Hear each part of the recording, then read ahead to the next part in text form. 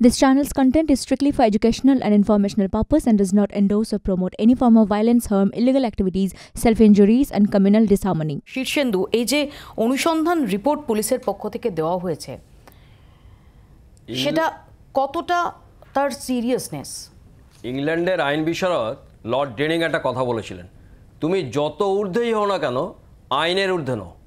কিন্তু এই জায়গাতে আমাদের ইন্ডিয়ান কনস্টিটিউশনে 361 নম্বর 2 নম্বর উপধারাতে বলা আছে যে রাষ্ট্রপতি এবং রাজ্যপাল যে সাংবিধানিক পদ, তিনি কার্যকালের পদ থাকাকালীন কোনো রকম ফৌজদারি মামলা করা যাবে না এবং কোনো রকম আদালতে তিনি বাধ্য নন যিনি তিনি জিজ্ঞাসাবাদ করতে কিংবা তার কার্যবিধি বলতে। তা সেই জায়গাতে এটা ঠিক, এটা এই রকম মানে ইতিহাসে বিরল কোনো রাজ্যের। এটা 2017 সালে মেঘালয়ে এরকম একটা ঘটনা ঘটেছিল রাজ্যপালের বিরুদ্ধে। সেখানের 100 জন কর্মী রাষ্ট্রপতি এবং প্রধানমন্ত্রীকে চিঠি দিয়েছিলেন। সেই জায়গাতে রাষ্ট্রপতি সেইখানে তাদের সেই রাজ্যপালকে তার কার্যকলাপের সময়তেই তিনি বলেছিলেন যে কি হচ্ছে, কিসের জন্য, কী রকম। তা সেই জায়গাতে রাজ্যপাল পদত্যাগ করেছিলেন। এখানে সত্য মিথ্যা সেটা পরে দেখা যাবে, তার কার্যকালের পরে এগুলো দেখতে হয়। এই মুহূর্তে পুলিশ কোনো অনুসন্ধান করলেও কোনো লাভ হবে না, সংবিধানে সেটাই বলা আছে। তবে একটা কথা কি, যে ঘটনা দেখা যাচ্ছে পরপর এই আজকে কর্মী যিনি ছিলেন তার কথা এবং যিনি 2023 সালে, তবে একটা কথা বলতে পারি যে 2023 সালের জানুয়ারি মাস, আজকে 2024-এর মে, এতদিন কেন, এতদিন পরে কেন? আগেও তো বলা উচিত ছিল।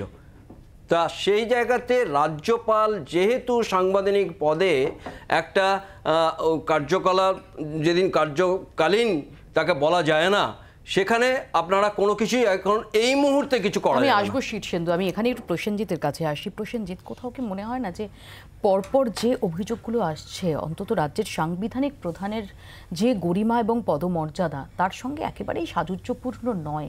এখানে কোথাও রাজ্যপাল যে অবস্থানটা নিয়েছেন, আজকেও রাজ্যপাল তিনি প্রশ্ন এড়ালেন, তিনি দুহাত তুলে বেরিয়ে গেলেন। রাজ্যপালের আইদার এটা ফেস করা উচিত, অথবা তদন্ত ওয়েলকাম করা উচিত, অথবা তার ইস্তফা দেওয়া উচিত। দেখুন, রাজ্যপালের বিষয়ে আমাদের দলীয় অবস্থান ক্লিয়ার। আমাদের এই বিষয়ে আমরা মন্তব্য করব না। রাজ্যপালের নিজস্ব রয়েছে, অফিস রয়েছে, তো সেখান থেকে তার বক্তব্য কিন্তু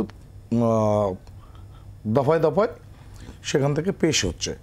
আর আমরা ব্যক্তিগতভাবে আমি বলি, আমাদের মনে পড়ে মানবাধিকার কমিশনের চেয়ারম্যান ছিলেন অশোক গঙ্গোপাধ্যায়। তাকেও মেলাইন করবার জন্য একটা এফআইআর হয়নি, অথচ সোশ্যাল সাইটে একটা অভিযোগ ভাসিয়ে দেওয়া হয়েছিল। তো এই শাসক দল ভোটে জেতবার জন্য নিকৃষ্ট থেকে নিকৃষ্টতম কাজ করতেই পারে।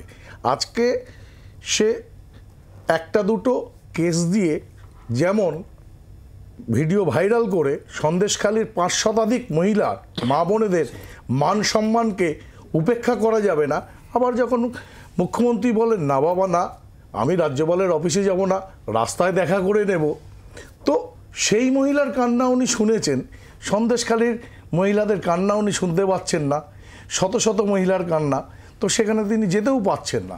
তো বাংলার মানুষ এটা জেনে গেছে, বুঝে গেছে, ভোটের সময় আর কি পুরনো সমস্ত কিছু নিয়ে এসে কোথাও কোথাও রাজ্যপালকে, যেহেতু রাজ্যপালকে ঠিকভাবে ট্র্যাকে আনা যাচ্ছে না, সে কারণে কোথাও রাজ্যপালকে একটু অস্বস্তিতে রাখার জন্য অতিরিক্ত সক্রিয়তা।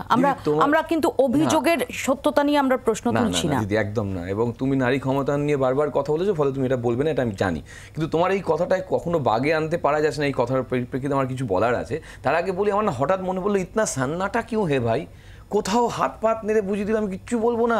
যে বলার জন্য মুখিয়ে থাকে, আইনের ঊর্ধ্বে উঠে গিয়ে গভর্নর থেকে তিনি আচার্য হিসেবে যে ভূমিকাগুলো পালন করে চলেছেন দিনের পর দিন, আইনেরকে বুড়ো আঙুল দেখিয়ে আইনের ছোট ছোট পার্থক্যগুলোকে দেখে, ছোট ছোট গ্যাপগুলোকে খুঁজে খুঁজে তিনি রিক্রুটমেন্ট করে দিয়ে গেছেন এবং বলেছেন শিক্ষা ব্যবস্থা বাঁচানোর জন্য তিনি মাঠে পড়ে নামতে পারেন, তিনি ভোট ব্যবস্থা মাঠে পড়ে নামে বাঁচানোর চেষ্টা করতে পারেন।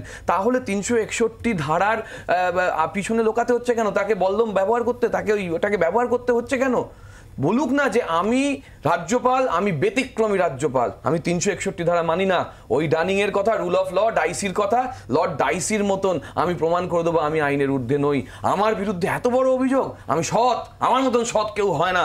আমি যেরকম ভাবে বারংবার উনি কিটস, সেলি বিভিন্নভাবে বক্তব্য রেখেছেন, আজকে সেরকম একটা বক্তব্য রাখুন, প্রমাণ করে দিন যে ব্যক্তি হিসেবে তিনি সততার একটা অন্যতম জায়গা স্থাপন করেছে। কিন্তু তুমি যেটা বলছিলে না যে তাকে বাগে আনা যাচ্ছে না, আরে বাগে আনার জন্য তো আইন রয়েছে। আজকেই তো সুপ্রিম কোর্ট বলে দিয়েছে যে 21টা রাজ্য বিশ্ববিদ্যালয়ের নিয়োগ তাকে নিয়ম মেনে করতে হবে।